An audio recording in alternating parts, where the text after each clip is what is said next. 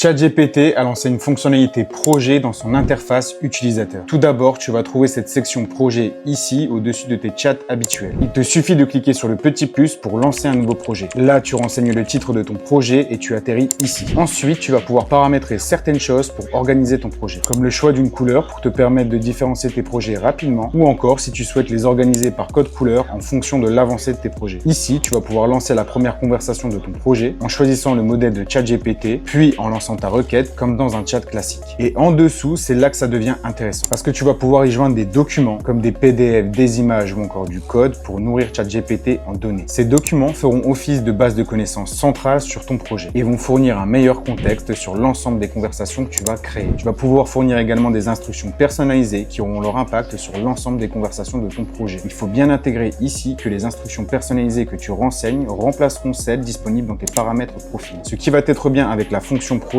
c'est premièrement d'avoir un espace dédié et structuré, mais aussi avoir un contexte global sur l'ensemble des conversations, tout en ayant une facilité pour aller d'une conversation à une autre. Toutefois, cette fonctionnalité semble avoir ses limites, comme l'usage des custom GPT, qui n'est pas disponible ici par exemple, mais malgré ça, tu vas tout de même retrouver la possibilité de créer des images et des canvas, et j'ai également fait des tests et la fonctionnalité memory est présente aussi. Donc voilà, n'oublie pas de t'abonner si cette vidéo t'a plu, parce que tu vas adorer celle de demain.